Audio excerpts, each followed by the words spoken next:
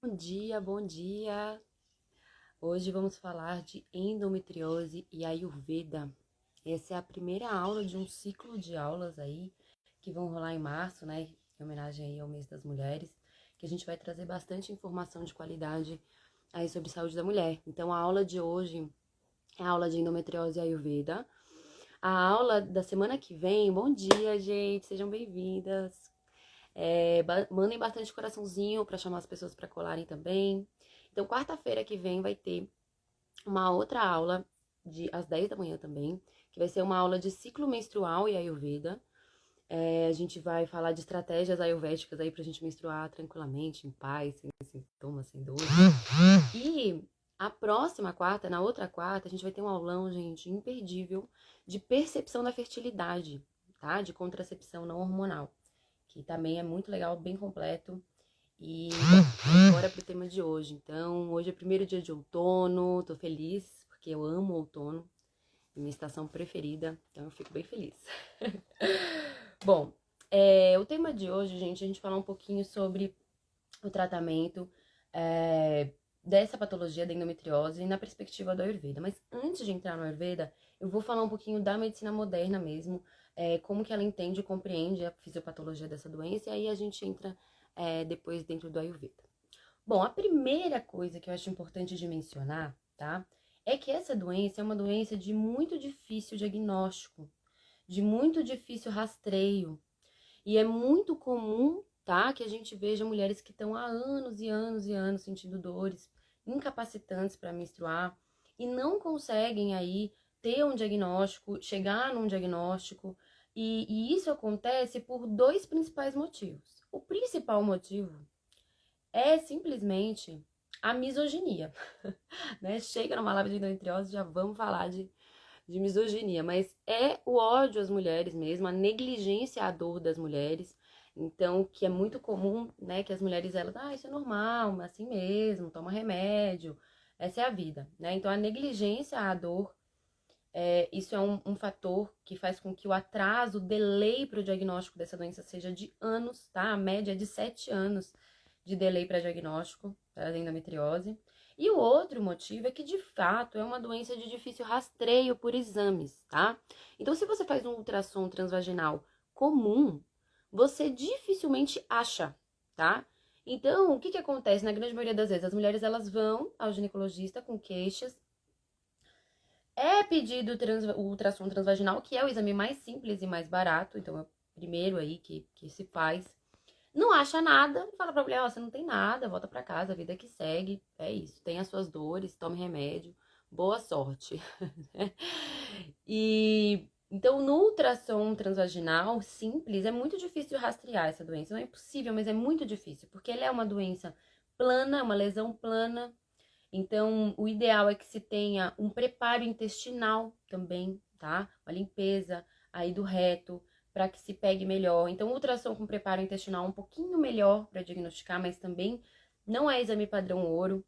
A ressonância magnética é um pouco melhor, que já é um exame que pega a lesão plana, mas é um exame muito mais caro, então no SUS é muito difícil, você pode ficar anos aí nesse delay também para o diagnóstico a partir da ressonância magnética. O exame padrão ouro mesmo, que a gente fala que com certeza consegue diagnosticar a endometriose, onde estão os focos, qual o tamanho dos focos, é a laparoscopia, que é um exame, gente, cirúrgico, tá? É abrir e ver. Então, assim, é muito invasivo, né? É ideal que a mulher não, né, seja o último caso mesmo.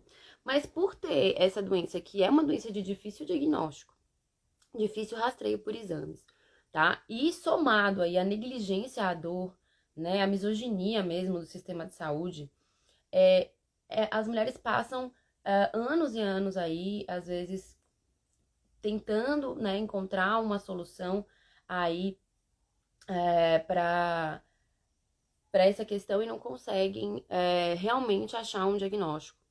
Mas a primeira coisa que a gente precisa entender é que sentir cólicas incapacitantes no período menstrual não é normal, né? Isso não deve ser tomado como normal. A gente precisa investigar, investigar, investigar, investigar até achar, né? Porque a menstruação, uma cólica leve, que passa com uma bolsinha de água quente, tudo bem, né?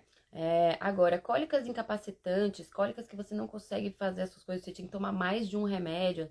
Tem mulheres que tomam 6, 7 Buscopans, que desmaiam, que tem que ir pro hospital. Isso não é normal, tá, gente? Isso é um sinal de que algo não está bem, né? Então, por exemplo, se a gente tá evacuando, né, o cocô. Cocô é um sinal vital também, igual a menstruação. Se a gente tem um cocô bonito, bem formadinho, tal, o que a gente entende? Entende, meu intestino tá funcionando bem. Se eu começo a ter um cocô evacuar com sangue, ter muita diarreia, ou ter um cocô, muita constipação, o que eu entendo com esse sinal vital? Olha, algo não está bem no meu intestino, tá? A menstruação é a mesma coisa, ela é um sinal vital, ela nos mostra como está a nossa saúde hormonal, nossa saúde uterina. Então, se ela tá vindo muito sintomática, precisa investigar. E quais são os principais sintomas da endometriose, tá? Os principais sintomas são dor incapacitante na menstruação e às vezes fora do período menstrual a mulher tem dor pélvica fora da menstruação, tá? Então, dor pélvica crônica, dor pélvica geral, dor na relação sexual, tá? E assim, pode gerar um aumento de fluxo ou não. Num geral, a adenomiose, tá? Que é o crescimento das células endometriais no miométrio, dentro da camada muscular uterina, vai gerar sangramentos mais alterados. A endometriose, numa grande maioria das vezes, não, tá? Então, endometrioma, cistos hemorrágicos, miomas, adenomiose são mais possíveis de causar sangramento excessivo do que a endometriose. Mas pode acontecer. Mas são esses, gente, os sintomas. E aí vai depender muito da onde é o foco dessa lesão, tá? Então, por exemplo, a mulher que vai ter o foco de lesão ali próximo aos rins, ela pode ter muita dor a urinar. Ela pode confundir aquilo com uma infecção urinária e fica sendo tratada com antibióticos como se tivesse uma infecção urinária de repetição que volta todo mês, perto da menstruação. Se esses focos eles estão ali próximos ao intestino, é muito comum que essa mulher possa confundir ali com uma síndrome do intestino irritável, né? Então, os sintomas eles vão depender aí de onde estão os focos, onde estão as lesões, mas no geral, endometriose sempre causa dor na relação? Não. Tem a ver com onde estão os focos, como eu falei. Então, por exemplo, a mulher que tem os focos ali próximo ao colo do útero ou próximo ao canal vaginal, ela vai sentir muita dor na relação sexual. A mulher que não tem o foco ali naquela região, nem sempre, tá? Então, não é um sintoma que sempre vai acontecer, né? Então, vocês podem ver que são sintomas bem genéricos, né, gente? Dor na relação sexual, dor na menstruação, sangramento excessivo.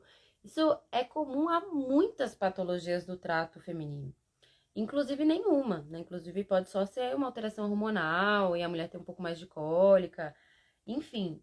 Então, é muito difícil que de fato se investigue, se vá atrás. Dentro do sistema médico há esse delay muito grande, por ser uma doença com sintomas genéricos que são comuns a outras doenças, por ser uma doença que tem um diagnóstico difícil por exame, um rastreio difícil por exame. Então, por todas essas questões, as mulheres acabam sofrendo anos e anos aí com dores que não precisavam, né, tá vivendo. E qual que é o tratamento proposto aí pela medicina convencional, tá? O tratamento é o bloqueio do ciclo menstrual via pílula, né, normalmente progestina, via dilmirena, via outros dias hormonais. Então, o bloqueio aí do ciclo menstrual, que vai ter uma ação numa porcentagem aí de mulheres, vai ter uma ação boa na redução dos sintomas dessa doença, ou seja, da dor, principalmente. Não em todos os casos, tá? Tem muitas mulheres que eu acompanho que tomam, né, que tomaram durante anos e mesmo assim, né, tiveram bloqueio hormonal durante anos e mesmo assim continuaram sentindo dores pélvicas crônicas, tá? Mas é uma forma aí de controlar os sintomas, tá? Por quê? Né? Vamos explicar o que é a endometriose, né? Para quem, tipo, realmente chegou de paraquedas. A endometriose, gente, é a presença de células endometriais fora da cavidade uterina. Essa é a definição. Presença de células endometriais fora da cavidade uterina.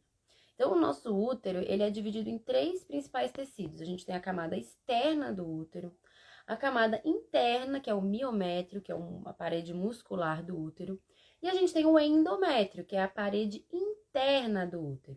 O endométrio, essa paredinha interna do útero, ele é um tecido, tá, que é biologicamente programado para responder aos estímulos hormonais, principalmente ao estrógeno, mas a todos os hormônios reprodutivos. Então, ele é um tecido que responde ao estímulo desse hormônio. Então, o nosso ciclo menstrual a gente começa a produzir estrógeno, esse endométrio ele começa a se encher de sangue, né? E depois, né, na segunda fase do ciclo, quando a gente tem já a presença da progesterona, isso se estabiliza, né? Mas o impulso aí, a mensagem hormonal para o endométrio que ele responde ao estrógeno é de crescer, né? De crescer seu tecido. E por que isso acontece, né? Não sei se vocês sabem disso, mas é uma coisa legal. O embrião, quando a gente engravida e o embrião ele se nida ali no endométrio, né, faz a nidação, a gente ainda não tem placenta, tá? A placenta demora 12 semanas aproximadamente para ficar formada completamente. Até a formação da placenta, quem fornece nutriente para o embrião? Vocês sabem? Alguém sabe? Fala aí. Quem fornece nutriente para o embrião antes da formação da placenta? Ninguém? É o endométrio, gente. O endométrio, ele é uma caminha de sangue, né? E quando o embrião, ele nida ali no endométrio, o endométrio envolve esse embrião todo com sangue e vai fornecer toda essa nutrição embrionária pré-placenta de fornecer oxigênio, nutrientes, é feita pelo endométrio. É isso, gente, o endométrio, muito bem.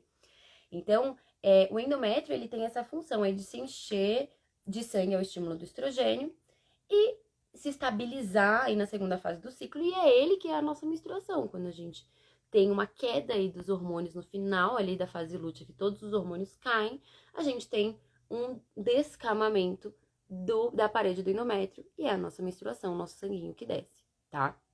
Então, quando essa célula endometrial tá lá dentro do útero fazendo isso, maravilha!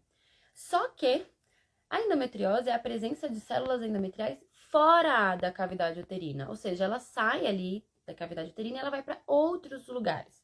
Normalmente ali na região pélvica, então ovários, intestino, rins, trompas, tá? Normalmente ali na cavidade pélvica, mas pode aparecer em outros lugares. Existem endometriose, né, registros de células endometriais crescendo em lugares muito longes da cavidade pélvica, como o pulmão, por exemplo, né? Presença de células endometriais no pulmão, né? Então, a gente não sabe, a ciência não tem um consenso de por que exatamente isso acontece. Por que essas células endometriais vão parar em outros lugares, tá? Existem teorias, existem estudos, mas não existe um consenso. Existem algumas teorias mais antigas aí da teoria da menstruação retrógrada, ou seja, a menstruação ela subiria, né? E aí atingiria outros tecidos. Mas atualmente se tem a explicação de uma questão que esteja ligada ao processo embrionário, então de células tronco ali, que podem se transformar em vários outros tecidos, e quando a mulher entra na menarca e começa a receber o estímulo hormonal, essas células se transformam em células endometriais, onde quer que elas estejam. Mas não existe um consenso, tá? E depois eu vou falar da visão do Ayurveda, da medicina chinesa, sobre a endometriose. Mas na medicina moderna ainda não existe um bater um martelo. Olha, é por isso que acontece, é por isso que não se sabe por que cargas d'água, células endometriais começam a crescer em outros lugares. E essas células endometriais, elas têm um perfil de inflamação, gente. A menstruação, ela é uma resposta inflamatória, digamos assim. A prostaglandina é um marcador inflamatório, né? Então, esse se encher de sangue, né, é um processo aí meio de inflamação ali dentro do útero. Só que quando isso tá lá dentro do útero, tudo bem, porque o útero é feito para isso, tá? Ele é bioprogramado para passar por esse processo. Só que quando essas células endometriais estão fora ali da cavidade uterina, esse estímulo pelo estrógeno, que essa célula, né, esse tecido endometrial, ele é programado biologicamente para receber esse estímulo estrogênico, ele recebe onde quer que ele esteja. Então, ela vai ter um tecido endometrial crescendo ali no intestino, e a gente vai produzir estrogênio, vai começar nosso ciclo menstrual. Essas células, elas vão se encher de sangue, elas vão se inflamar, elas vão fazer tudo que elas fazem lá dentro do útero, só que fora dele. E isso causa muita dor, tá? A endometriose, gente, não é pouca dor, não é brincadeira, é muita dor mesmo, né? Então, esse processo aí de estímulo de estrogênio, de estímulo hormonal ao tecido endometrial, onde quer que ele esteja, né? E aí fora da cavidade uterina, vai causar aí os sinais e sintomas da endometriose, tá? E por que, então, voltando aí à medicina moderna, o tratamento com anticoncepcional, com bloqueio hormonal, com bloqueio do ciclo menstrual, é aí uma alternativa. Porque se você não tem esse estímulo estrogênico aí acontecendo, essa célula, ela para de receber esse estímulo hormonal, onde quer que ela esteja ali, e aí ela não enche de sangue, ela não inflama, ela não passa por esse processo, tá? Então, a nível de controlar os sintomas, é uma alternativa, tá? Depois eu vou falar os prós e contras. Mas não trata a origem da doença, tá? O bloqueio hormonal, né, o bloqueio do ciclo menstrual, ele não trata a causa da endometriose, tá? Ele vai mascarar aí os sintomas, mas ele não impede a progressão dessa doença. Isso já é muito bem documentado, tá, gente? Cerca de 60% das mulheres que têm endometriose e fazem bloqueio hormonal, ele não impede que os focos continuem crescendo, tá? E aí a mulher, ela não vai sentir, ela não vai ter o sintoma, mas aí os anos vão passando e quando ela decide, por exemplo, para engravidar ou por algum outro motivo, parar o tratamento hormonal, a endometriose ainda está lá, está maior, está pior, porque a causa da doença, a origem da doença, não foi olhada, não foi tratada, tá? E existe um outro um outro contra também do tratamento hormonal de bloqueio do ciclo menstrual, que é que a gente não produz progesterona, tá, gente? Quando a gente usa qualquer tipo de método hormonal, tá? Seja ele pílula, injeção, adesivo, dilmirena, progestina, né? Qualquer tipo de tratamento hormonal, de contracepção hormonal, a grande questão aí é que a gente não ovula, tá? Então, como o anticoncepcional funciona aí como contraceptivo? Ele bloqueia a nossa ovulação, tá? Se a gente não ovula, nós não produzimos naturalmente os nossos hormônios reprodutivos, principalmente aí a progesterona. A progesterona, ela só é produzida se há ovulação, tá? Então, a gente tem uma casinha que o óvulo fica. Essa casinha se abre no momento da ovulação, o óvulo sai, é liberado. E essa casinha, chamada corpo lúteo, ela se transforma numa glândula endócrina temporária e começa a produzir progesterona. Então, é a casinha que o óvulo saiu, que se transforma na glândula endócrina que produz progesterona. Sem a ovulação, não tem essa produção natural de progesterona. E por que isso é um problema, tá? Gente, se a gente entendesse o papel da progesterona no ciclo menstrual, né, se a medicina se debruçasse sobre isso, mais de 80% dos problemas de saúde feminina estariam resolvidos, né? A progesterona, ela é um hormônio muito importante, né? Aí no manejo de todas as doenças ginecológicas, tá? Então, deixa eu dar uma explicadinha pra vocês, assim, de qual que é a dancinha hormonal básica, resumidão. Próxima aula, tá, gente? A aula de ciclo menstrual, eu vou me debruçar bastante sobre isso, mas resumidão, tá? Então, terminou nossa menstruação, acabou nosso sangramento. A gente tá na primeira fase do ciclo, fase folicular, tá? Ou fase pré-ovulatória. A gente vai começar a produzir estrógeno, até a gente ovular, a gente tá subindo o estrógeno. Qual que é a mensagem do estrógeno, gente? A mensagem do estrógeno é cresça tecido, tá? Então, ele vai crescer ali, o folículo vai virar um óvulo. Tudo isso é feito pela força do estrógeno, aquele folículo pequenininho vai se transformar num óvulo, tá? Ele vai fazer com que o tecido endometrial cresça, se encha de sangue e cresça ali, fique uma camadinha espessa, grossa de endométrio ali dentro do útero. Ele tem uma energia de crescimento de tecido e de crescimento energético. Então, é uma fase do ciclo que a gente tem mais energia, mais disposição. O cabelo tá bonito, a pele tá bonita, né? O estrogênio, ele tem uma lubrificação importante aí dos tecidos, da pele, do cabelo, das articulações. Eu tô na minha fase folicular, ó, minha pele, ó, meu cabelo, né? Estrogênio. E ele tem esse impulso aí de crescer tecido. O que faz que pare de crescer? Até que dê a mensagem de calma aí, chega, vamos só estabilizar. É a progesterona. É a progesterona que faz isso. Chega de crescer endométrio, vamos estacionar. Chega de crescer ali folículo, de amadurecer folículo, vamos só estabilizar. Estabiliza o endométrio, estabiliza a produção. Então, imagina como é para um corpo que só tem a mensagem de crescer tecido, que é a mensagem do estrógeno, e não tem aí uma boa produção de progesterona para regular, para estabilizar isso. A gente vai ter uma tendência a cistos, a miomas, a nódulos, inclusive nódulos mamários também são estimulados por estrógeno, crescem por ação do estrógeno e são controlados pela ação da progesterona. Cistos, endometriose, miomas, todo tipo de crescimento de tecido é normal, né? Ligado aí ao fator hormonal, tem a ver com esse desbalanço de estrógeno e progesterona.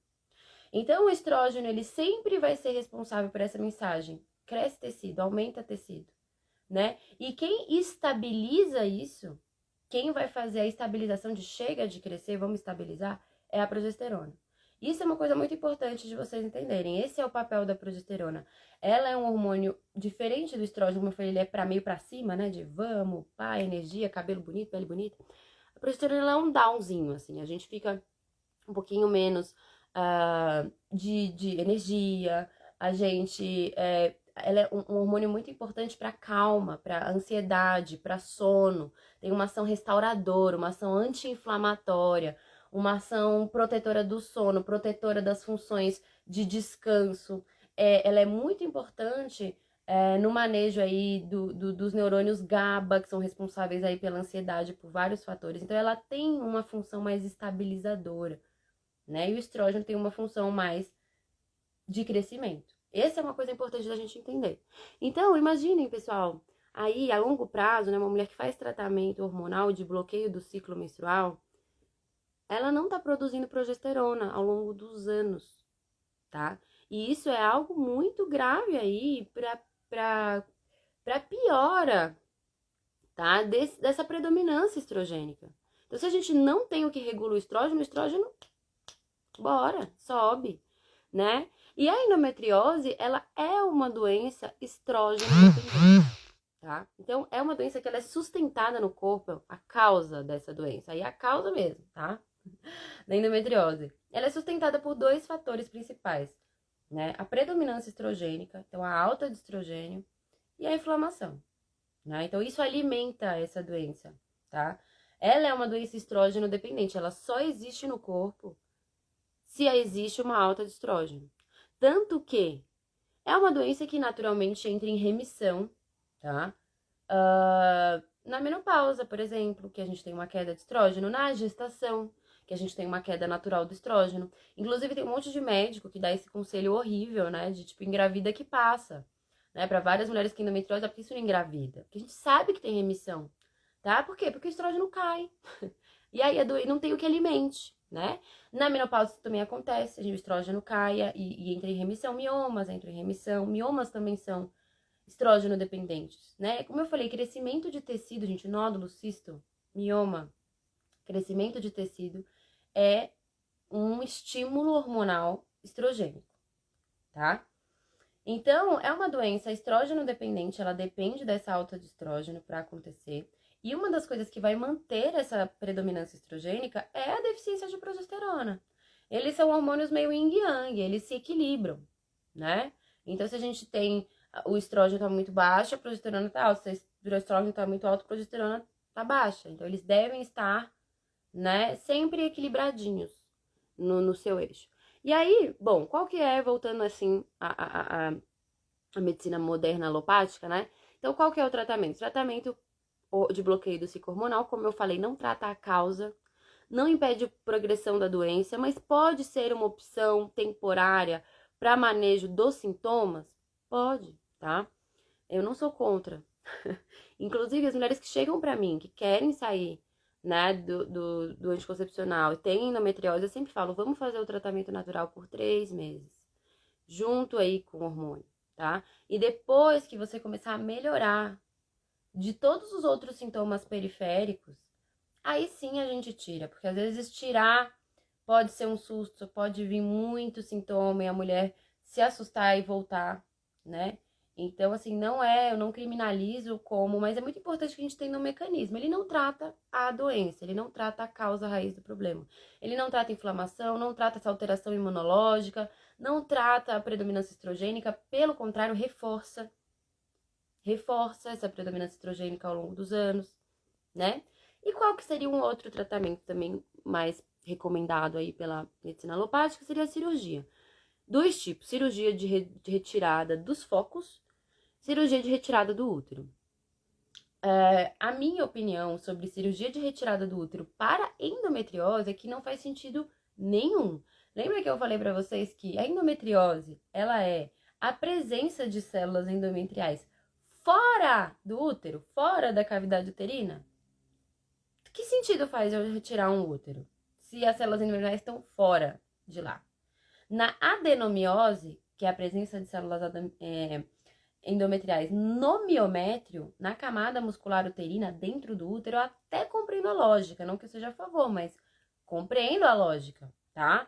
Agora, né, na endometriose fica difícil. Agora, assim, a retirada dos focos, eu acho, né, que não é, claro, não são todos os casos que são casos cirúrgicos, inclusive muitos poucos casos são cirúrgicos, né, as indicações mesmo cirúrgicas de endometriose depende muito do local do foco, da extensão do foco, da extensão da lesão, mas pode ser uma opção para mulheres que estão sofrendo há muitos anos e tem uma opção de recomeçar, tá?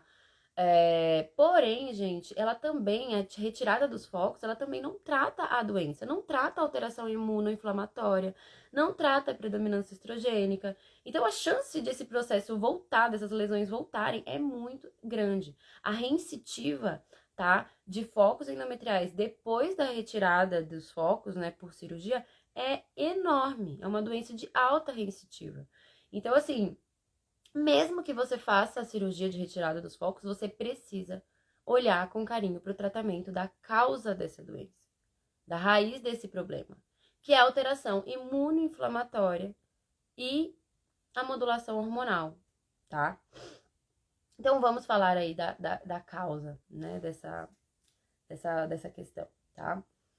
Deixa eu ver a minha cola aqui que eu fiz, eu esqueci de falar alguma coisa importante. Tararam, tararam, tam, tam. Tá. Bom, então, gente, a principal ação aí do manejo dos sintomas da endometriose é o processo de desinflamar, de desinflamação do corpo, tá? É uma doença que tem uma origem imunoinflamatória, que tem um comportamento de doença autoimune, eu já vou explicar mais pra vocês sobre isso, tá? E antes de falar sobre, tá muito na moda, né? Inflamação, desinflame, inflame e tal. Eu vou explicar pra vocês o que é inflamação. Porque às vezes fica uma coisa muito abstrata. Ah, inflamação, tal. Inflamação, gente, é uma resposta natural do nosso corpo a uma agressão externa. É uma resposta natural do corpo a uma agressão externa. Inflamação é uma coisa boa, é uma proteção que nós temos. Então, se entra uma farpa na sua mão, o que acontece? Inflama. É um corpo estranho ali. Seu corpo, pô, o que é isso aí? Não sei. Então, pá, inflama. Por quê? Porque a inflamação, ela é um processo de alerta ao sistema imunológico. É como se fosse assim, imagina, né, um alerta de incêndio.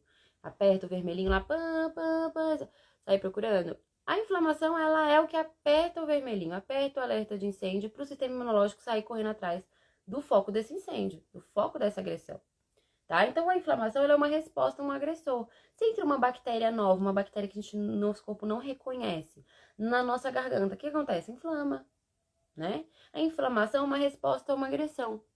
Só que a gente tem 2 tipos de inflamação. Inflamação aguda e inflamação crônica. Inflamação aguda é aquela inflamação intensa, aguda, tipo da farpa que entrou, deu pus, infeccionou, você deu febre, ou aquela garganta que infeccionou, deu pus, deu febre, tá? Essa é uma inflamação aguda, ela tem começo, meio, tem fim, tá? E o que é inflamação crônica? O termo técnico é inflamação crônica de baixo grau. É uma inflamação baixa, mas ela é crônica, ela nos acompanha ao longo dos anos e anos e anos, né? Então é como eu falo, como se fosse uma chuvinha fininha, só que nunca para de molhar. Então o chão tá sempre molhado, né? Apesar de ser uma chuvinha fininha, tá? E quando a gente tem aí uma inflamação crônica, o que é inflamação? Todas as ites da vida podem ser agudas, né? Então, por exemplo, a sinusite pode ser aguda, você pode ter uma febre aguda, você tem que ir lá tomar um antibiótico e tal. Mas, no geral, é uma inflamação crônica. E quem tem sinusite há anos. E vai e volta, e vai e volta, e vai e volta, e vai e volta, né? Quem tem dermatite há anos, né? Então, a inflamação crônica, ela vai ter esse padrão, né? De acompanhar a gente ao longo dos anos. E quando a gente tem aí uma inflamação crônica, é porque existe uma agressão crônica, algo presente na nossa rotina, no nosso dia a dia, no nosso estilo de vida, que cronicamente agride o seu corpo e gera uma resposta imunológica, que tem como repercussão a inflamação. Então, assim, quando falam o alimento é inflamatório, existe alimento inflamatório, o leite é inflamatório, o glúten? Não existe, gente. Não existe.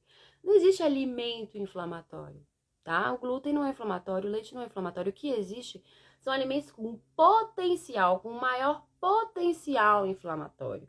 Porque são alimentos que têm células e proteínas ali muito difíceis do nosso corpo digerir, né? E que podem ser gerados aí uma reação alérgica, imunológica àquele alimento, por não conseguir entender, por não conseguir decifrar, digerir, né, aquela molécula, macromolécula, muitas vezes que o corpo não conseguiu decodificar, né? Então, isso gera uma reação imunológica que tem como reação, como consequência a inflamação, tá? Então, vocês podem perceber que o que eu tô falando aqui é que não existe, não é o alimento em si que é o vilão da história, e muito mais como está o sistema imunológico de quem o consome, como está o sistema digestivo de quem o consome, tá? E o Ayurveda fala muito sobre isso. O conceito de inflamação, eu vou destrinchar um pouco mais pra frente sobre isso. O conceito de inflamação da medicina moderna é um conceito muito parecido com o conceito de ama na medicina Ayurveda, tá? A gente pode, né, no fundo, com linguagens diferentes, é uma coisa muito parecida. Então, o que é o conceito de ama na Ayurveda? O conceito de ama são alimentos que a gente não digere bem, subproduto desses alimentos mal digeridos, que vão ali criar um desequilíbrio no intestino, e o intestino, ele pode estar todo desequilibrado ali e absorver, né, esse resíduo aí, essa ama, que vai se alojar, se alocar em outros tecidos e órgãos, né, aí alterando função e funcionamento desses outros tecidos e órgãos, né. A inflamação é um processo muito parecido, né, então quando a gente tem essa inflamação crônica, como eu falei, a gente tem um agressor ali crônico, que está presente na nossa rotina. Então, a gente, por exemplo, consome alimentos que a gente pode ter uma hipersensibilidade. Eu bato sempre nessa tecla, gente, porque em endometriose é uma coisa que eu vejo muito, tá? Mulheres que têm intolerâncias ou hipersensibilidades alimentares não diagnosticadas, tá? Elas não sabem, né, que elas têm uma reação imunológica quando consomem aquele alimento, porque são reações tardias. Então, a alergia, tá? Ela vai ter uma reação imediata. Comeu uma grama de camarão, encostou o camarão, né? Já as hipersensibilidades alimentares não, são reações que podem demorar dias, né? Tardias. Então, a gente fica confuso em saber exatamente, tipo, de onde veio aquele sintoma, de onde veio essa coceira, de onde veio essa dor de cabeça, de onde veio esses gases, de onde veio essa distensão abdominal, de onde veio essa diarreia, a gente não sabe direito, né? Fica uma coisa solta. Mas é uma questão ali. Então, se a gente tá ingerindo aí alimentos que vão alterar essa resposta imunológica inflamatória, isso é uma questão, né? Então, por isso, hoje em dia, na própria medicina alopática, né, é muito estudado a forma como o intestino influencia na endometriose. E ele influencia de maneira direta, é a primeira coisa que a gente faz quando vai tratar a endometriose, tá? Tratar a causa do problema é tratar o intestino, modulação intestinal, ver se existe disbiose, se existe uma doença intestinal, se existe SIBO, se existe síndrome do intestino irritável, se existe uma alergia, se existe intolerância, se existe uma doença celíaca. Essas são as primeiras coisas que a gente precisa investigar, né? Olhar e cuidar, né? E o intestino ele vai ter essa função aí muito importante no manejo dessa doença em duas vias principais, na via inflamação e na via hormonal, nas duas principais vias, tá? Então a gente sabe que o intestino ele aí é chave no processo de inflamação crônica, inflamatório, por esse motivo que eu expliquei para vocês. Então assim, existem alimentos que têm aí um composto proteico muito embolado, que o nosso corpo não consegue digerir com muita facilidade, né? E isso vai gerando ali resíduos não digeridos no nosso intestino, que o Ayurveda chama de ama, né? Esses resíduos, eles vão alterar a nossa microbiota, eles vão alterar as nossas microvilosidades. Então, o intestino, ele é cheio de, como se fosse um pente, assim, sabe? A gente chama de microvilosidades. Essas microvilosidades, elas soltam enzimas digestivas, elas soltam compostos digestivos que vão digerir ali. Então, por exemplo, a lactase, que digere a lactose, é liberada pelas microvilosidades do intestino. E se a gente tem um desequilíbrio intestinal, uma microbiota alterada, a gente detona essas microvilosidades, então a gente não consegue produzir enzimas de maneira correta. A gente desencadeia um processo que é muito comum em quem é portador de endometriose, que é a hiperpermeabilidade intestinal. Então o intestino começa a ficar todo aberto, buraquinhos. A gente tem, assim, o intestino, ele é como um tijolinho. E dentro desses tijolinhos a gente tem um cimento, que são as proteínas de junção. Elas colam esse tijolinho e a parede do intestino é para ficar toda fechadinha. Isso é o certo, tá? É uma parede permeável de forma inteligente. Então, se é um nutriente, eu quero, aí ela abre. É uma proteína mal digerida? Não quero, passa, vai embora. É uma bactéria? Passa, vai embora. É um resíduo tóxico? Quero, vai embora. Ah, potássio, quero, abre, fecha, tá? Esse é uma tecnologia que a gente tem muito, né, muito refinada. E quando a gente tá com o intestino desequilibrado, com a digestão desequilibrada, isso aí tá tudo bugado. Então a gente tá mandando nutriente para fora, a gente tá com o intestino todo hiperpermeável. Essa permeabilidade intestinal faz com que entre em contato com a nossa corrente sanguínea, com o nosso sistema imunológico, macromoléculas que a gente não reconhece, coisas que não eram para entrar, proteínas mal digeridas, por exemplo. Então, o que é macromolécula, gente? O nosso corpo, por exemplo, não digere proteína, sabia? Ele só digere, ele só reconhece aminoácidos. Então, a gente precisa quebrar a proteína em vários pedacinhos pequenininhos, são os aminoácidos. Aí sim, o aminoácido, se vem uma proteína inteira, uma macromolécula, o nosso corpo ele vai taxar aquilo como corpo estranho. Isso não era para estar entrando em contato com o corpo, com a corrente sanguínea. Por quê? Porque eu não digiro isso, né? Como que era para estar aqui dentro, né? Então, comer não é a mesma coisa que digerir. A gente come milho e caga o milho inteiro, né? Então, assim, o milho não entrou em contato com o seu sistema imunológico, entrou e saiu e foi embora. Se você digere o milho, quebra o milho em vários pedacinhos, vários aminoácidos, e aí sim, isso aí você digere, você absorve, aí sim, isso vai entrar em contato com o seu sistema imunológico, com a sua corrente sanguínea. Vai virar tecido, vai te nutrir, né? Então, existe essa diferença, tá? Essa hiperpermeabilidade intestinal vai fazer com que a gente absorva bactérias, proteínas mal digeridas, macromoléculas que o nosso corpo ele vai reconhecer como corpo estranho e vai ativar o sistema imunológico.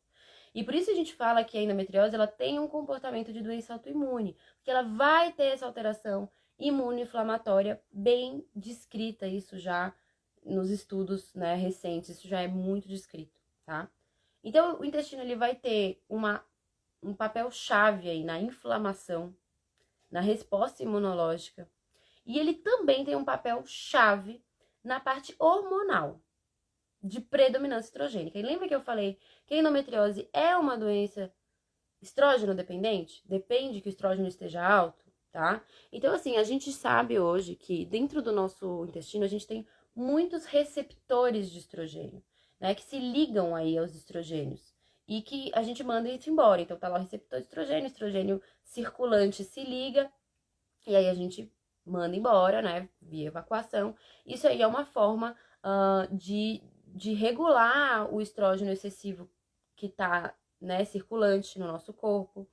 A gente sabe, por exemplo, que existem muitas bactérias que a gente chama de estrobolomas, que são bactérias aí do nossa microbiota intestinal, que estão intrinsecamente ligadas aí ao metabolismo do estrogênio, ou seja, que controlam o quanto de estrogênio circulante ou não está.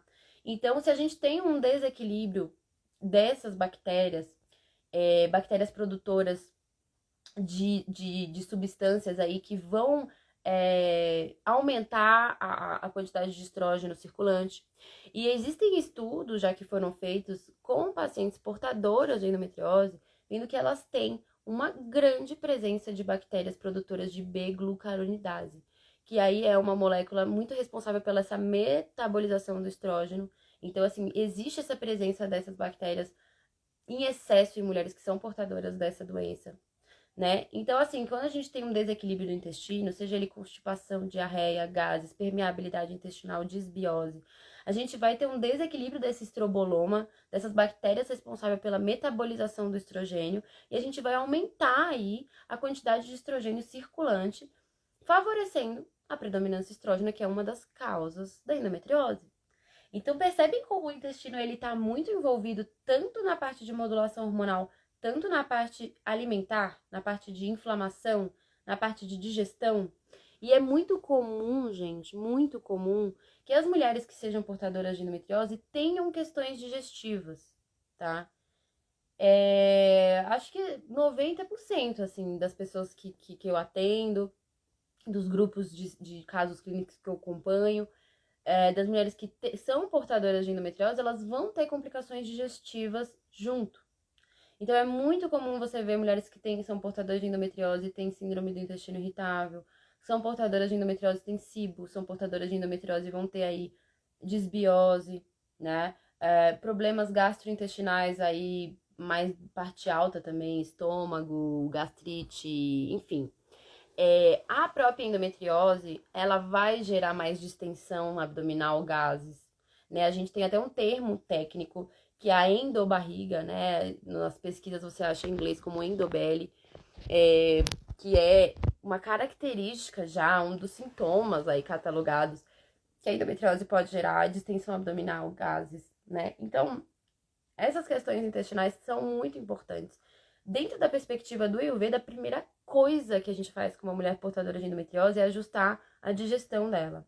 É ajustar o intestino. Se ela tem muita diarreia, dá uma olhada. Se ela tem constipação, dá uma olhada. Se ela tem sintomas digestivos, investigar. É uma gastrite, é um SIBO, é síndrome do intestino irritável, é o quê? Vamos tratar, melhorar a digestão, melhorar o acne, ingerir alimentos que vão restaurar essa parede do intestino, que vão restaurar essa permeabilidade do intestino, né? Que vão manter íntegra essa parede. Nutrientes e alimentos que vão modular essa microbiota, né? Então, tudo isso é um do um, tá? É uma coisa muito importante quando a gente tá falando aí de endometriose. Deixa eu ver aqui a minha colinha, ver se eu esqueci de falar alguma coisa. Ah, tá. Bom, beleza. Então, entenderam, né? É uma doença que tem uma origem, uma base imunoinflamatória e de desequilíbrio hormonal, que é a predominância estrogênica, tá? Então, a gente agir na modulação hormonal, controlando aí, né? Ajustando essa predominância estrogênica, ajudando com que a mulher produza progesterona e mantenha essa progesterona estável durante a fase lútea, né? Desinflamar essa mulher, entender possíveis gatilhos imunológicos que essa mulher está entrando em contato na sua rotina, tá? Tudo isso é um do um. E aí, uma alimentação anti-inflamatória, né? É a base aí de um tratamento. A parte alimentar é muito importante no manejo dos sintomas. Talvez seja a parte mais importante. Quando a gente está falando de crescimento da doença, crescimento dos focos, nem tanto, né? Mas no manejo do sintoma de dor, de cólica, a parte alimentar é muito importante. E aí a gente vai ter uma diferença do que é uma alimentação anti-inflamatória, nutrição tradicional, e o que seria uma alimentação anti-inflamatória do Ayurveda. Então eu vou falar um pouco dessa nutrição convencional e vou falar um pouco do Ayurveda, tá? Porque na nutrição convencional, né, a gente ter uma alimentação anti-inflamatória tem a ver com retirar aí alimentos ou reduzir alimentos que têm um maior potencial inflamatório, tá? E inserir alimentos que têm um maior potencial antioxidante, anti-inflamatório, né? Simples assim. E já no Ayurveda, a alimentação anti-inflamatória tem a ver com digestão, tem a ver com Agni, tem a ver com o ajuste do Agni dessa pessoa, tá? Por quê? Vamos ver assim, o que seria, né, na nutrição moderna alimentos anti-inflamatórios? Todos os alimentos, basicamente, da terra, comida de verdade, tá? São alimentos anti-inflamatórios. As folhas, as frutas, os legumes, os cereais integrais, os compostos bioativos, os polifenóis, os compostos presentes nas frutas, nas plantas, nos chás, nos alimentos, nos cereais, são anti-inflamatórios, vão ter ação antioxidante anti-inflamatória, tá? E alimentos que têm um maior potencial inflamatório são industrializados, embutidos, alimentos baixos em nutrição, em nutrientes, caloria vazia, tipo carboidratos refinados, carboidratos simples, pão, bolacha, biscoito. Os lácteos podem ter aí uma questão envolvida também, principalmente por causa do estrógeno. Então, vem comigo, gente. A vaquinha do leitinho que a gente toma não é a vaquinha de Jesus, não é aquela vaquinha, né, que tem filho naturalmente, não. É uma vaquinha que toma muito hormônio pra estar sempre grávida, né, pra estar sempre fecundando, pra estar sempre produzindo leite. Esses hormônios que a vaquinha toma são basicamente estrógeno, em doses cavalares, tá? Então, se a gente tem uma doença que tem aí a questão da metabolização do estrógeno como um grande fator, a gente ingerir alimentos que têm aí uma grande quantidade de estrógeno, como os lácteos, é uma questão. Além do que eu falei, né, do potencial, possivelmente, de resposta imunológica, né, de hipersensibilidades, de intolerâncias. Não é o alimento em si o problema, eu já falei isso, não é o alimento que é inflamatório, é a condição imunológica, tá? É a condição digestiva de quem o consome. Tem gente que consome leite muito bem, obrigado, não tem nada. E tem gente que vai ter muito problema. Então a gente precisa entender quem é você, quem é essa pessoa, né? Que tá consumindo. Quem é o indivíduo que tá consumindo, né? Mas sim, são alimentos que têm um maior potencial anti-inflamatório, assim como alimentos que são muito distantes da escala filogenética, como os crustáceos e frutos do mar. Por que muita gente é alérgica? Porque está muito distante da nossa escala filogenética, né? Então podem também gerar uma resposta imunológica. Alimentos que têm proteínas muito grandes, como é o caso do glúten, como é o caso do amendoim, da proteína do amendoim, né? Podem ter uma resposta imunológica, mas é individual. A gente vai ter que entender individualmente. E os alimentos anti-inflamatórios, antioxidantes, como eu falei, são os alimentos da terra. Na nutrição moderna, a gente vai falar muito que os alimentos que têm coloração forte, né, que tem uma cor intensa, eles vão ter alta concentração de polifenóis, de compostos bioativos anti-inflamatórios e antioxidantes, como o caso do repolho roxo, da cebola roxa, da batata doce roxa, das folhas verdes escuras, couve, espinafre, catalônia, almeirão, o caso da cúrcuma, da abóbora, do açaí, da pitaia, enfim, tá? Alimentos que têm uma alta pigmentação, eles vão ter uma maior concentração de compostos anti-inflamatórios, antioxidantes. E qual que é a diferença pro Ayurveda? Pro Ayurveda a gente vai olhar muito pra digestão da pessoa. Então tem pessoas que não digerem bem, por exemplo, sei lá, a pessoa pensa, ai, vou comer repolho roxo é super antioxidante, né? É mesmo, é super antioxidante. Mas o repolho roxo também é um alimento muito fermentativo. É um alimento rico em food maps, né? Que na perspectiva aí do Ayurveda é um alimento que a gente fala que é kshaya, raça, adstringente, sabor adstringente, vai aumentar o vata, vai aumentar o ar, vai aumentar o elemento éter no corpo, vai fermentar, vai gerar gases. Então, para algumas mulheres que, por exemplo, já tem uma SIBO, já tem uma síndrome do intestino irritável e tem endometriose, vão ler lá, vou comer muito cebola roxa, repolho roxo, porque é bom, porque é anti-inflamatório, muito suco verde, é muito, né? E aí são compostos todos esses, tanto a couve, o repolho, principalmente crus, né, que vão gerar um excesso de fermentação. Ou ela pensa, abacate é muito anti-inflamatório, abacate é rico em potássio, em coenzima Q10, abacate controla a glicemia, né, vou comer bastante abacate. Mas abacate também é um alimento ótimo, eu tô falando mal de abacate, nem de repolho roxo, tá, gente? Eu como abacate, repolho roxo, né? É por isso que a gente tem que entender a individualidade. Mas o abacate também é um alimento rico em food maps, também pode fermentar. Para alguns casos, pode piorar o contexto digestivo.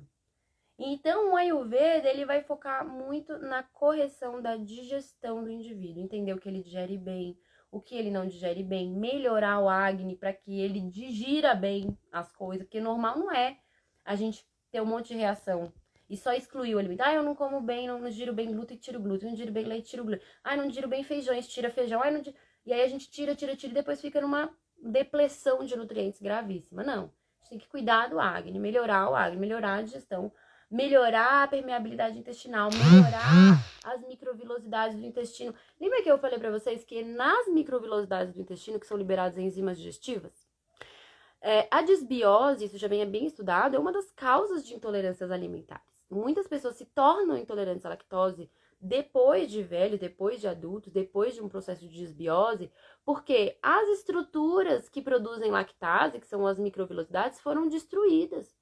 Perderam função por inflamação, por desbiose, né? E a pessoa não produz mais, mas porque essa estrutura está destruída, né? Assim que a gente recompõe essa estrutura, que a gente refaz, né, a integridade do intestino, a gente volta a produzir. É isso que, né, o Ayurveda bate tanto nessa tecla aí de considerar individualmente a pessoa, tá? Então, não tem uma dieta anti-inflamatória que sirva para todo mundo do planeta Terra. Infelizmente, a gente queria que tivesse, tá? O que serve para todo mundo do planeta Terra?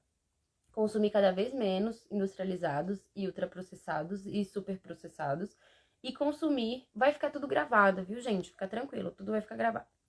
E consumir cada vez mais alimentos in natura, alimentos que vêm direto da terra, comida de verdade. Isso aí todo mundo pode seguir, deve fazer. Agora, as particularidades dessa dieta, procure um terapeuta Ayurveda, um nutricionista de confiança, né? Não brinca com a sua saúde, né? Leva a sério.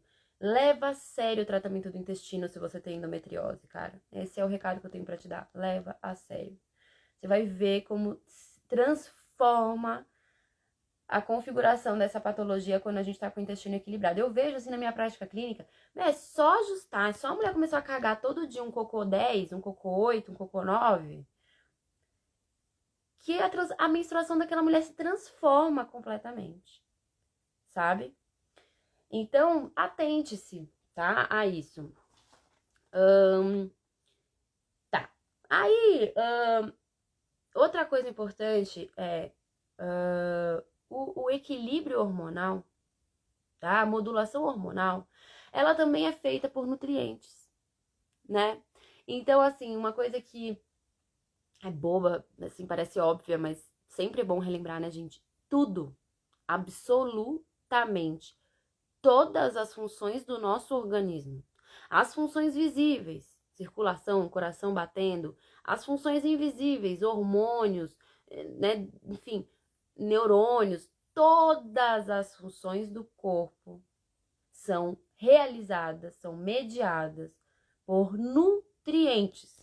Não existe outra coisa que naturalmente realize as funções do nosso organismo. Quem naturalmente realiza todas as funções imunológicas, as funções de tolerar alimentos ou não, as funções inflamatórias, todas as funções do nosso organismo. Quem naturalmente realiza as funções do nosso organismo são os nutrientes. E com os hormônios não é diferente. Para a gente produzir os hormônios reprodutivos, para a gente modular, para a gente dar estabilidade para os hormônios reprodutivos, para a gente converter os hormônios em formas saudáveis, tudo isso é mediado por nutrientes. Então, vitamina B3, B9, B6, ferro, ácido fólico, magnésio, zinco, potássio, são nutrientes essenciais para a produção, para a estabilidade, para a manutenção e para a conversão dos hormônios reprodutivos, né? Então, gente, é muito importante que a gente entenda que a alimentação anti-inflamatória, e eu sempre falo isso, tem tanta noia nessa coisa de, vou tirar alimento, vou tirar. A alimentação anti-inflamatória tem muito mais a ver sobre o que a gente ingere, sobre aquilo que a gente aumenta na nossa alimentação do que aquilo que a gente corta. Tem muito mais a ver com aquilo que a gente insere. Você precisa inserir nutriente. Você precisa olhar para cada refeição que você faz no seu dia como uma janela de oportunidade de colocar nutriente para dentro, né? Então, o pão é malvado, o pão é do mal. Não, gente, quer comer um pão, come pão, mas faz o seguinte, em vez de você comer um pão com manteiga, pega um pão, faz um ovo com cenoura, rúcula, um azeite de oliva por cima e come esse pão com ovo, cenoura, rúcula e azeite de oliva. Olha quantos nutrientes estão entrando. Gordura boa, ômega 3, ômega 6, potássio, zinco, ácido, tudo tá entrando, fibras, compostos, bioativos, polifenóis, né? Tá entrando nesse pão. E aí o pão tá bem melhor, a situação do pão. Né? Então, entenda muito mais como uma alimentação anti-inflamatória tem a ver com inserir coisas que a gente precisa. Comer fruta, gente. Quantas frutas vocês comeram ontem? Quais foram as frutas que você comeu ontem? A maioria das pessoas não comeu nenhuma. Algumas comeram uma fruta, uma variedade de fruta. Poxa, a fruta é a coisa mais fácil do mundo, já tá pronta, é doce, é só comer. Por que não comer 3 porções de frutas diferentes? Um kiwi, uma manga e uma uva, de cores diferentes, com janelas de micronutrientes diferentes, né? Então, cada refeição é uma oportunidade pra gente ingerir nutrientes, pra gente ficar bem nutrida, tá? E toda a nossa modulação hormonal tem a ver com isso, tá? Então, a modulação hormonal, ela se faz, tá? A modulação hormonal na endometriose, ela se faz através de nutrientes. E eu não tô falando de reposição, tá? De tomar suplemento, tá? Pode ser importante? Pode, em alguns casos é importante, tá? Mas tô falando de comer comida de verdade. A modulação hormonal, ela se faz através do sono, tá? O sono, e principalmente o sono que segue o ciclo circadiano, é muito importante, tá? Para regulação hormonal. A gente não consegue regular os nossos hormônios. A principal eixo de regulação hormonal que governa todos os outros, gente, é o eixo melatonina-cortisol. É o eixo do ciclo circadiano. Então, anoitece, a melatonina começa a subir, a gente se adormece. Quando o sol começa a nascer, 5, 6 da manhã, o cortisol começa a subir e a gente tem vontade de levantar. Esse é quando tá tudo funcionando bem, né? Esse organismo, essa função aí hormonal, ela vai mediar todas as outras, tá? Então, é muito importante que a gente cuide do sono, que a gente se movimente, tá? O exercício físico, ele é muito importante para aumentar os nossos receptores hormonais, a nossa recepção aos hormônios. Ele é muito importante para a manutenção da nossa microbiota, tá? Existem muitos estudos já, gente, que mostram que o exercício sozinho, sem dieta, sem mexer na dieta da pessoa, só de exercício físico, é capaz de alterar o microbioma dela, a qualidade e a quantidade de bactérias que ela tem no intestino, né? Então, assim, exercício físico pra tudo, né, gente? Pra níveis de açúcar no sangue, não tem nem o que falar, é bom pra tudo, né? É essencial também nesse equilíbrio hormonal. E outra coisa muito importante aí pro manejo, pro equilíbrio hormonal, é ovular, é ciclar, é ter ciclo menstrual. Como eu falei anteriormente, a melhor maneira da gente controlar o estrógeno, gente, é com a progesterona. Existe, gente, Deus já fez. Deus fez um hormônio que controla o estrógeno. Já tá feito, já tá pronto. É a progesterona. É ela que segura, é ela que estabiliza o crescimento desenfreado do estrógeno. E como que a gente produz progesterona? Ovulando, tendo ciclo menstrual, né? Tendo ciclo reprodutivo. Se a gente não ovula, a gente não produz progesterona. E a gente tendencia a uma predominância estrogênica, tá? Assim, eu acho muito curioso, vou trazer uma provocação aqui, que o bloqueio do ciclo hormonal, né, gente? Bloqueio da ovulação, ele é uma menopausa precoce induzida por medicamentos. Simples assim, tá? Então, quando a mulher entra na menopausa, aí vem muitos argumentos, né? De como os hormônios são bons. Quando a gente naturalmente para de produzir eles, e eles, né, vem a reposição hormonal e tudo mais, da menopausa, aí, tem que fazer reposição hormonal, obrigatório. Porque os hormônios são muito importantes. Sem estrógeno você perde massa óssea. Sem progesterona você não tem sono, não tem saúde mental, fica ansioso o tempo todo. Sem não sei o que. Então tem um monte de argumento aí de como é essencial os hormônios reprodutivos, né?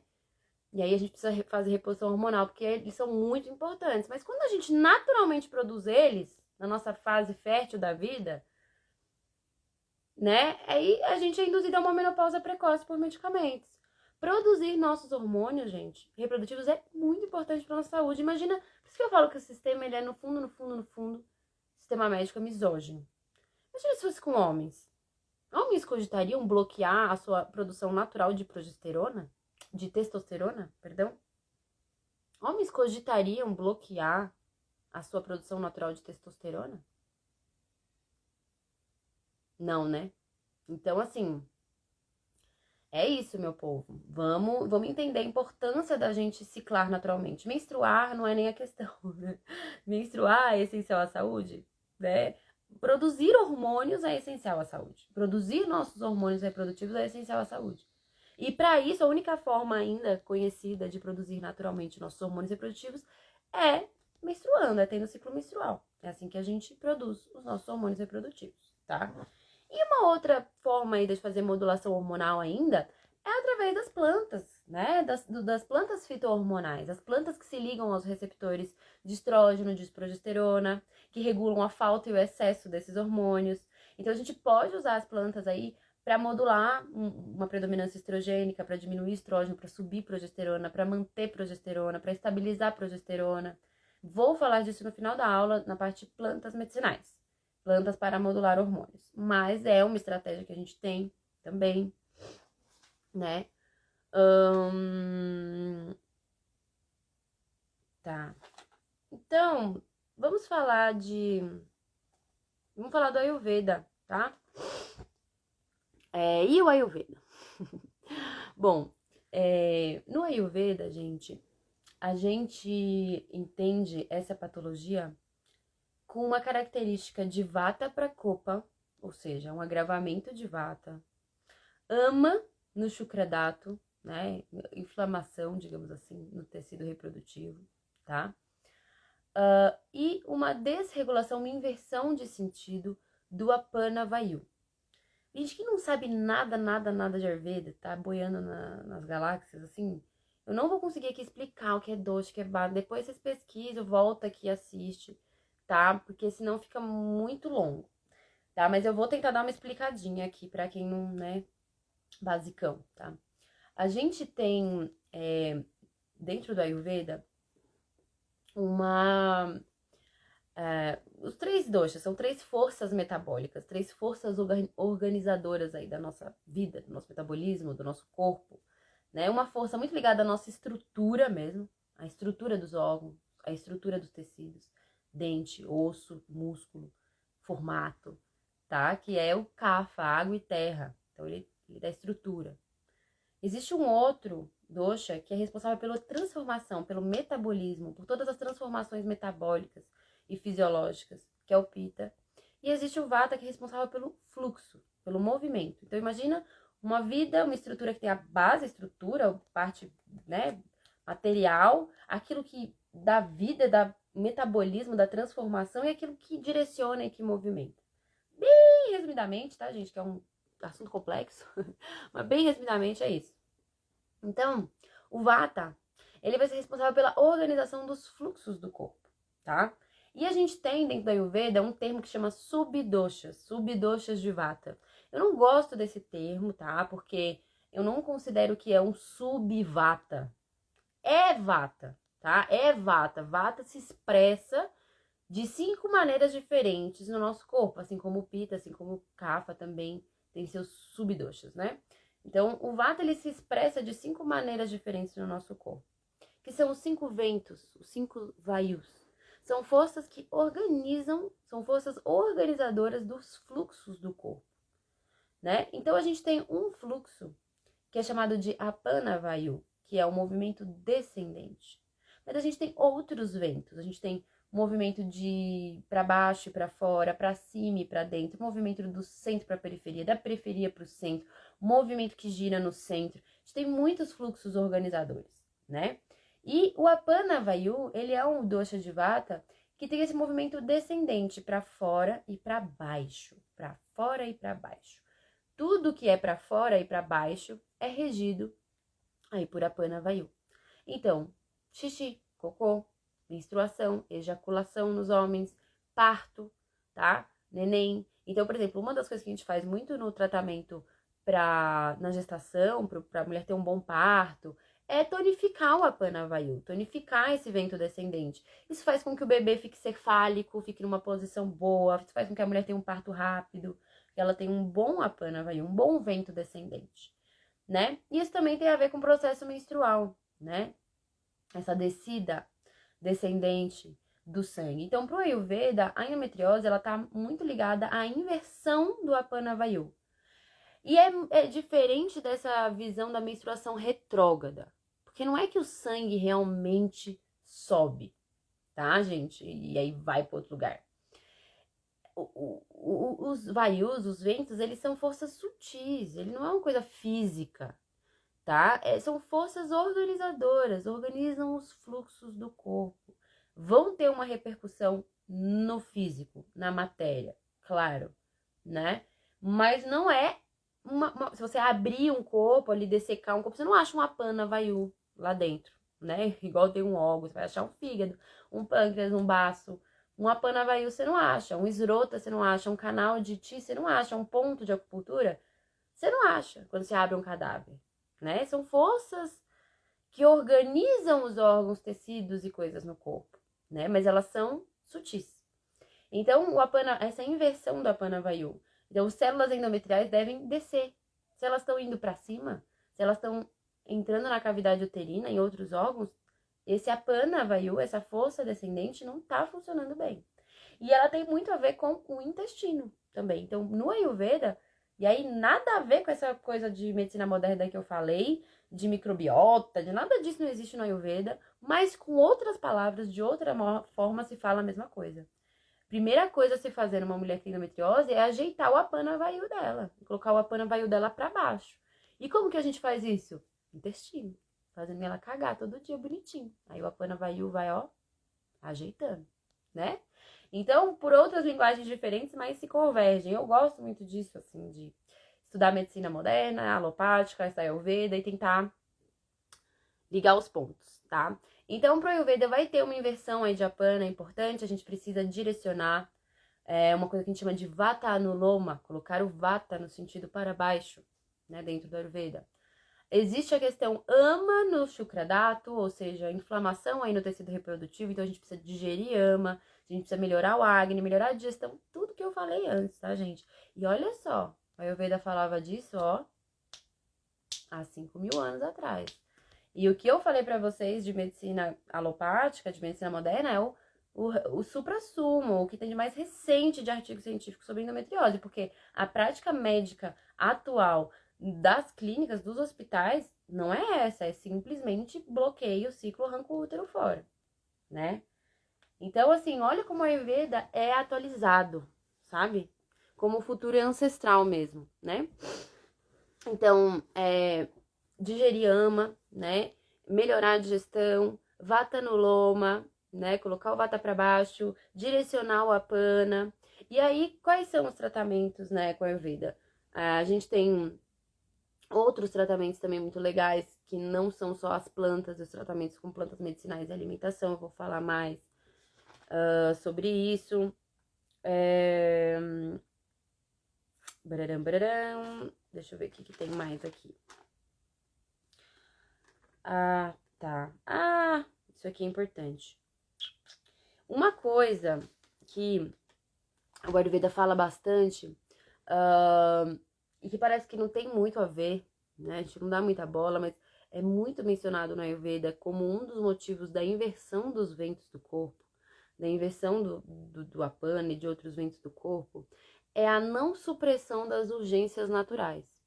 Isso é uma coisa que é muito marcada nos textos clássicos da Ayurveda. Praticamente todos os textos clássicos, Charaka, Sushruta, Ashtanga, você vai achar uma menção à não supressão das urgências naturais do corpo, isso como uma coisa ruim, uma coisa que gera doenças, tá? Porque pro Ayurveda isso inverte os pranas, os fluxos, os ventos do corpo.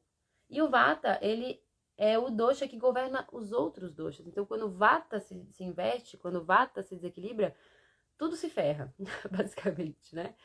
Então, xixi, cocô, peido, a gente chama isso na Ayurveda de Vegas. A gente tem 13 urgências naturais: xixi, cocô, sono, bocejo, espirro, ejaculação, gozo, fome, sede. Então, se a gente suprime essas urgências naturais, tem fome e não come, tem sono e não dorme, se quer espirrar e segura, quer mijar e prende, quer cagar e segura, isso vai invertendo todos esses fluxos do corpo. E uma coisa interessante também é que pro Ayurveda vai ter essa característica, endometriose, como uma doença bem vata. Claro que todos os doshas estão envolvidos. Tem Pitta envolvido, tem Kapha envolvido. Então, crescimento de célula endometrial tem a ver com Kapha. Inflamação, sangramento excessivo tem a ver com Pitta. Mas é uma doença bem vata, né? Então, dentro da Ayurveda a gente tem um princípio de tratamento que é o Samanya Vishesha. Oposto diminui oposto. Semelhante aumenta semelhante. Então, se vata, se o vento é frio, leve, seco, né? A gente precisa de calor, de untuosidade, né? E dentro da medicina chinesa, a endometriose é considerada também uma doença de entrada de frio no sangue, entrada de frio no útero, que gera uma estagnação do sangue. Então, o frio estagna o sangue, deixa o sangue lento, grosso, coagulado. O calor fluidifica o sangue. Então, é uma doença que se beneficia de calor, né? De escaldapé, de bolsinha de água quente, de amarrar um pano no ventre, de não pisar no chão. Que coisa da vovó? Ô menina, não pisa no chão gelado, não pega vento no cabelo molhado quando tá menstruada. É super da vovó, mas isso é citado nos textos clássicos do Ayurveda, é citado na medicina tradicional chinesa, né? Então, tem uma importância essa questão da entrada do frio e de manter o calor. E isso é uma coisa que a gente pode fazer muito na fase lútea, tá? Na fase pré-menstrual, a gente deve cuidar para aquecer o corpo. Fazer um escaldapé, fazer uma vaporização de útero pré-menstrual é tão legal. Isso para mulher que não tem fluxo excessivo, tá? Mulher que tem muito fluxo excessivo não faz.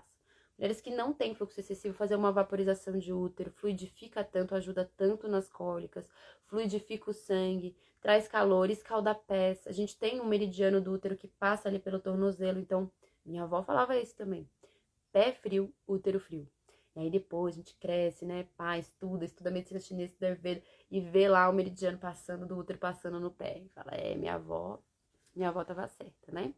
Então, aquecer o corpo, usar bolsinha de água quente, usar um pano amarrado na cintura. Essas terapias de calor são muito usadas também dentro da Ayurveda. E é muito perceptível, né, gente? A gente não percebe claramente, assim, que o calor ajuda com as cólicas e o frio piora elas, né? Se a gente, naquele dia super frio, parece que dá muito mais dor. Se a gente põe uma bolsinha de água quente, na hora dá uma melhoradinha, uma aliviada, né? Imagina se a gente faz isso antes, né? Se a gente cuida desse útero antes, pra ele ficar quentinho, pra ele poder, né, fazer essa descida do sangue com sangue fluido, com sangue não estagnado. Isso faz bastante diferença, tá? Bom, vamos falar então das ervas, a parte que todo mundo gosta. Eu separei alguns grupos de ervas, tá? Para ir para o tratamento da endometriose. Um primeiro grupo são ervas que a gente chama no Ayurveda de Vata Anuloma, ervas que direcionam Vata para baixo, tá? Então, araguada, trífala, óleo de rícino, são ervas levemente laxativas, tá? Que vão fazer esse Vata Anuloma, são ervas que a gente usa. Ervas anti-inflamatórias, gente, faz muita diferença ter um consumo regular de chazinhos anti-inflamatórios quando a gente tem endometriose. Então, cúrcuma, gengibre, tansagem. Tansagem é uma erva anti-inflamatória, super anti-inflamatória e maravilhosa, porque ela é excelente também para o aspecto do sangue, para o sangue ficar mais fluido, menos grosso, menos. Mulher que tem muito coágulo, é excelente usar a tansagem. Mulher que tem muito fluxo menstrual, é excelente usar a tansagem, ela também diminui o fluxo menstrual. Erva baleira.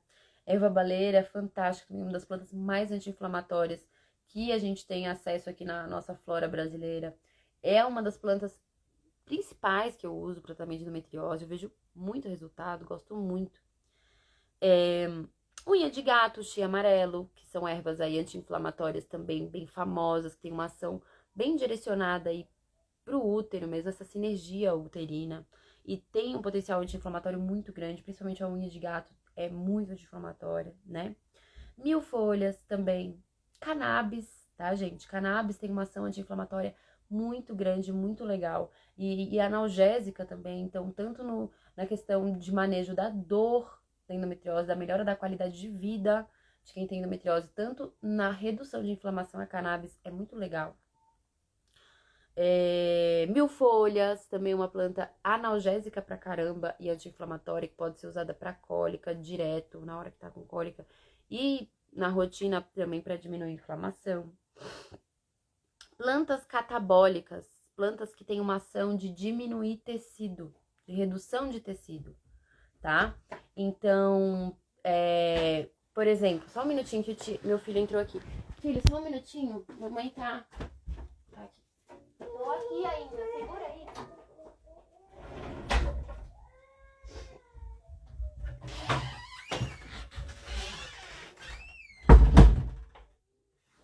Desculpa, gente, meu filho adentrou aqui.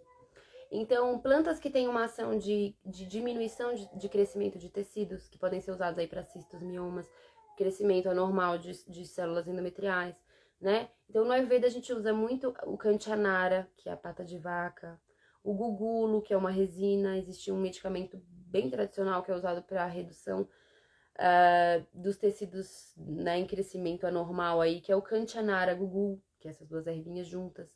Outras plantas mais fáceis, de um acesso mais simples, assim, que a gente tem, que tem essa ação também catabólica, é o gengibre, tá? O gengibre, o fenogrego, também podem ser usadas para isso. Um outro grupo de ervas muito legais são as ervas hormonais, aí, como eu falei, ervas que vão ter uma ação na modulação hormonal.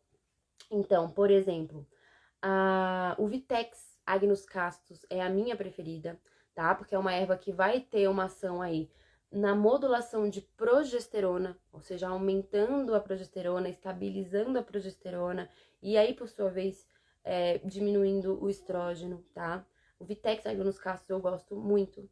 Artemisia também eu gosto muito, ela vai ter essa ação de modulação hormonal e de ajuste do ciclo menstrual. Ela é bem adaptógena, então assim, ela serve tanto para mulheres que têm muito fluxo e mulheres que têm pouco fluxo. Mulheres que têm ciclo muito curto e mulheres que têm ciclo muito longo. Ela serve meio que para tudo. Gosto muito de usar a Artemisia. Lembrando que é Artemisia vulgaris, tá? Não Artemisia absinthus.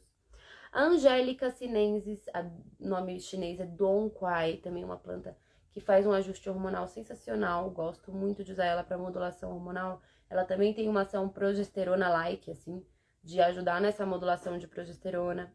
O algodoeiro também é uma planta muito legal para modulação hormonal e que tem uma ação anti-hemorrágica, tá? De diminuição do fluxo menstrual, muito legal, tá? Muito legal para mulheres que têm muito fluxo menstrual.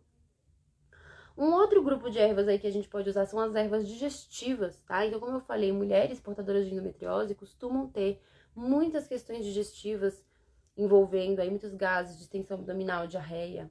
Então, é muito importante usar esse grupo das ervas digestivas, como semente de erva doce, semente de cominho, semente de coentro. Amo essas, tá? São sensacionais, principalmente no pré-menstrual. Então, é muito comum que as mulheres percebam a piora dos sintomas digestivos no pré-menstrual.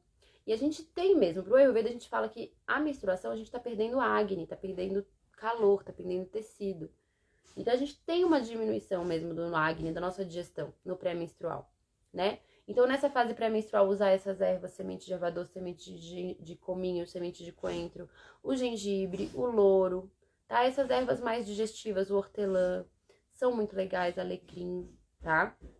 E um último grupo de ervas também muito bacanas que eu gosto de usar para o tratamento de endometriose são as ervas adaptógenas, ou seja, as ervas que vão nos ajudar a passar por situações de estresse, a modular essa parte dos neurônios relacionados dos neurônios, não, dos neuro... Ai, gente, me fugiu a palavra. Nossa, me fugiu completamente agora. Enfim, a modulação dessa parte mais ligada à nossa questão emocional, tá? Então, a estresse, a sono, a ansiedade, essas ervas vão ter uma função bem importante também no manejo dessa doença. Como, por exemplo, a passiflora incarnata do maracujá, a cidreira, o ashwagandha, a melissa officinalis, o cacau, a cannabis, de novo, também uma planta maravilhosa aí, adaptógena, melhora de sono, de ansiedade, né, desses padrões aí. O Brahmi, Bacopa Monnieri, também uma erva do Ayurveda adaptógena muito maravilhosa, tá? A gente vai olhar sempre para a particularidade daquela mulher, né? Um conceito que eu gosto muito do Ayurveda é que o Ayurveda, ele fala, a gente não trata doença, a gente trata pessoas. Você já viu uma endometriose andando na rua? Eu nunca vi, né? Então, assim, a gente trata a doença como se fosse uma entidade, né? Qual é a verboa para endometriose? Não sei, essa endometriose tá onde? Tá em quem? Quem é o indivíduo? Porque assim, a gente precisa olhar para além da endometriose. Essa mulher tem endometriose, beleza, mas ela tá muito estressada. Ela não dorme bem, ela tá muito preocupada, ela tem um trabalho muito estressante, ela é consumida pelo trabalho dela, ela precisa de umas ervas mais adaptógenas. Essa mulher tem endometriose, mas ela tem muito problema intestinal, ela é constipada, ela tem gás, ela tem cibo. Essa mulher precisa de um cuidado intestinal, de melhora da digestão, né? Não, essa mulher ela tem muita flutuação hormonal, muita TPM, dor nos seios. Ela precisa realmente de um ajuste mais hormonal. Então, vamos olhar para o indivíduo, vamos melhorar o indivíduo. Porque o que eu percebo na minha prática clínica é que quando as questões que são periféricas à endometriose, né? Ou seja, a digestão, o sono, as outras coisas melhoram, a endometriose melhora também. Esse chama um conceito de homeostase, um conceito tão bonito da medicina, né? Que quando as coisas estão em equilíbrio, tudo tende ao equilíbrio, né? Então, se a gente equilibra o sono, equilibra a alimentação, equilibra os hormônios, o resto tende ao equilíbrio, né? Então, a doença ela é uma desorganização, as coisas estão desorganizadas e a gente vai organizando. E a partir dessa reorganização, o caminho de homeostase, ou seja, de tendência ao equilíbrio, ele vai se fazendo. Isso tem muito a ver com nossos hormônios também, né? Os hormônios, eles têm um princípio de homeostase, né? É que quando a gente tá muito desorganizado mesmo, é que isso não acontece. Bom, gente, era isso que eu queria trazer, né? 1 hora e pouquinho de live, não dá pra gente aprofundar tanto, mas é um pouco do que eu queria trazer pra vocês. Não sei se vocês querem perguntar alguma coisa, deixarem dúvidas, tá? Podem perguntar aí. E eu queria reafirmar aqui o convite. Quarta-feira que vem, às 10, vai ter um aulão sobre ciclo menstrual. A gente vai falar muito, assim, aí vamos deschavar mesmo a parte de hormônio, de alimentos para modulação hormonal, de como a gente pode cuidar da nossa menstruação, como preparar o corpo para receber a menstruação. Aí, estratégias para cólicas, para TPM, para dor nos seios, para dor de cabeça, para enxaqueca pré-menstrual. Vamos deschavar mesmo, assim, para vocês terem uma menstruação em paz, gostosa, né? E aí, na outra quarta-feira vai ter um aulão sobre percepção da fertilidade, tá? Que é um método contraceptivo não hormonal, aí reconhecido pela Organização Mundial da Saúde como um dos métodos mais eficazes, tá? É um método incrível, é um método que eu uso já há 6 anos e muito legal. Vai ter um aulão bem completo também sobre percepção da fertilidade e sobre, na verdade, sobre contracepção, tá? A gente vai falar sobre alguns métodos, entre eles a percepção da fertilidade, tá bom? E é isso, obrigada, bom dia pra vocês e divulguem, né? Mandem aviãozinho, mandem essa live para pessoas que podem se beneficiar, para mulheres que são portadoras de endometriose, para profissionais de saúde que atendem mulheres, né? Porque pode ajudar muito aí, tá bom? Até mais, pessoal.